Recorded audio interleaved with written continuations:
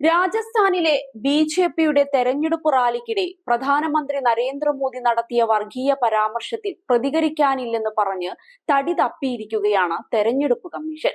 മോദിക്കെതിരെ നടപടിയെടുക്കണമെന്ന് പ്രതിപക്ഷം ശക്തമായി ആവശ്യപ്പെടുന്നതിനിടെയാണ് പ്രതികരിക്കാനില്ലെന്നും പറഞ്ഞ് കമ്മീഷൻ ഒഴിഞ്ഞുമാറിയത്.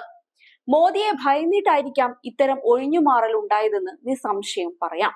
വിവാദ പരാമർശത്തിൽ എന്ത് നടപടിയാണ് സ്വീകരിക്കുകയെന്ന ചോദ്യത്തിന് ഇക്കാര്യത്തിൽ പ്രതികരിക്കാനില്ലെന്നായിരുന്നു കമ്മീഷൻ വക്താവ് പറഞ്ഞത്. മോദിയുടെ പരാമർശത്തിനെതിരെ കോൺഗ്രസ് അടക്കമുള്ള പ്രതിപക്ഷ പാർട്ടികൾ തെരഞ്ഞെടുപ്പ് കമ്മീഷന് പരാതി നൽകിയിരുന്നു. പെരുമാറ്റച്ചട്ട ലംഘനത്തിന് നടപടി വേണമെന്നാണ് ആവശ്യം. പ്രസംഗത്തിനെതിരെ CPM ദില്ലി പോലീസിലും പരാതി നൽകിയിരുന്നു. എന്നാൽ പോലീസ് പരാതി സ്വീകരിച്ചിരുന്നില്ല. തുടർന്ന് പരാതി CPM കമ്മീഷണർക്ക് അയച്ചു കൊടുത്തു. പരാമർശത്തിൽ മോദിക്കെതിരെ നടപടിയെടുത്തേ മതിയാകൂവെന്നാണ് പ്രതിപക്ഷത്തിന്റെ നിലപാട്. മതസമുദായങ്ങൾക്കിടയിൽ ഭിന്നതയുണ്ടാക്കാനും പ്രതിപക്ഷ പാർട്ടിയുടെ പ്രതിച്ഛായ തകർക്കാനും തെറ്റായ വിവരങ്ങൾ പ്രചരിപ്പിക്കാനും പ്രധാനമന്ത്രി ശ്രമിച്ചെന്ന് കോൺഗ്രസ് വിമർശിച്ചു. തെരഞ്ഞെടുപ്പ് നിയമങ്ങളുടെ ഗുരുതരമായ ലംഘനങ്ങൾക്ക് പ്രധാനമന്ത്രിയെ അയോഗ്യനാക്കണമെന്നും കോൺഗ്രസ് വ്യക്തമാക്കി.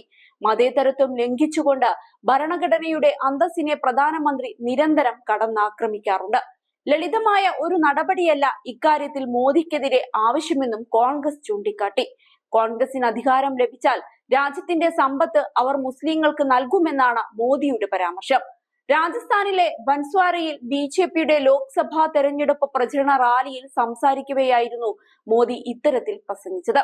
തങ്ങളുടെ സർക്കാർ അധികാരത്തിലിരുന്നപ്പോൾ രാജ്യത്തെ സ്വത്തിന്റെ ആദ്യ ഉടമസ്ഥാവകാശം മുസ്ലിങ്ങൾക്കാണെന്നാണ് അവർ പറഞ്ഞത്. എല്ലാവരുടെയും സ്വത്ത് ശേഖരിച്ച ശേഷം കൂടുതൽ കുട്ടികളുള്ള ആളുകൾക്ക് അവർ അത് വിതരണം ചെയ്യുമെന്നാണ് ഇതിനർത്ഥം. അവർ അത് നുഴഞ്ഞുകയറ്റക്കാർക്ക് വിതരണം ചെയ്യും. നിങ്ങൾ അധ്വാനിച്ചുണ്ടാക്കിയ പണം നുഴഞ്ഞുകയറ്റക്കാർക്ക് കൊടുക്കണം. ഇതിനോട് നിങ്ങൾ യോജിക്കുന്നുണ്ടോ എന്നായിരുന്നു മോദി ചോദിച്ചത്. അതേസമയം സമാന പ്രസംഗം മോദി UP-യിൽ ബി.ജെ.പിയുടെ തെരഞ്ഞെടുപ്പ് പ്രചരണത്തിനിടെയും ആവർത്തിച്ചു. എന്നാൽ UP-യിൽ മുസ്ലിങ്ങളെന്ന് പരാമർശിച്ചിട്ടില്ല. മറിച്ച് സ്വത്തുക്കൾ കോൺഗ്രസ് വിതരണം ചെയ്യുമെന്നായിരുന്നു പ്രസംഗത്തിൽ പറഞ്ഞത്. എന്നാൽ കോൺഗ്രസ് വിട്ടുകൊടുത്തില്ല. ന്യായപത്രയിൽ എവിടെയാണ് ഹിന്ദു മുസ്ലിം എന്നിങ്ങനെ പരാമർശിച്ചിട്ടുള്ളതെന്ന് കാണിച്ചു തരാൻ പ്രധാനമന്ത്രിയെ കോൺഗ്രസ് വെല്ലുവിളിച്ചു. പ്രധാനമന്ത്രി പദത്തിലിരുന്നാണ് ഇത്തരത്തിൽ മോദി നുണ പ്രചരിപ്പിക്കുന്നതെന്നും കോൺഗ്രസ് കുറ്റപ്പെടുത്തി. മോദിയുടെ വിദ്വേഷ പ്രസംഗത്തിനെതിരെ കോൺഗ്രസ് നേതാവ് രാഹുൽ ഗാന്ധിയും പ്രതികരിച്ചു. ആദ്യഘട്ട വോട്ടെടുപ്പിന് ശേഷമുണ്ടായ നിരാശയും ഭയവും കാരണമാണ് മോദി ഇത്തരത്തിൽ നുണകൾ പ്രചരിപ്പിക്കുന്നതെന്ന് രാഹുൽ ഗാന്ധി പറഞ്ഞു. യഥാർത്ഥ പ്രശ്നങ്ങളിൽ നിന്ന് പൊതുജനങ്ങളുടെ ശ്രദ്ധ തിരിക്കാനാണ് അദ്ദേഹം ഇപ്പോൾ ആഗ്രഹിക്കുന്നത്. കോൺഗ്രസ് പ്രകടന പത്രികയ്ക്ക് വലിയ പിന്തുണയാണ് ലഭിക്കുന്നത്. ഈ വിഷയങ്ങൾ മുൻനിർത്തി രാജ്യം വോട്ട് രേഖപ്പെടുത്തും. ജനങ്ങൾ തൊഴിലിനും കുടുംബത്തിനും ഭാവിക്കും വേണ്ടി വോട്ട് ചെയ്യും. ഇന്ത്യക്ക് വഴി തെറ്റില്ലെന്ന് രാഹുൽ ഗാന്ധി എക്സിൽ കുറിച്ചു.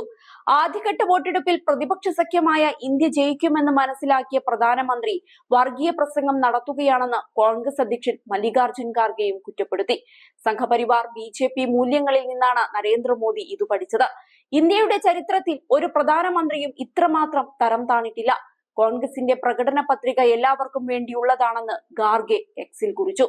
അതിനിടെ രാഹുൽ ഗാന്ധിക്കെതിരെ ബി.ജെ.പി തെരഞ്ഞെടുപ്പ് കമ്മീഷന് പരാതി നൽകി.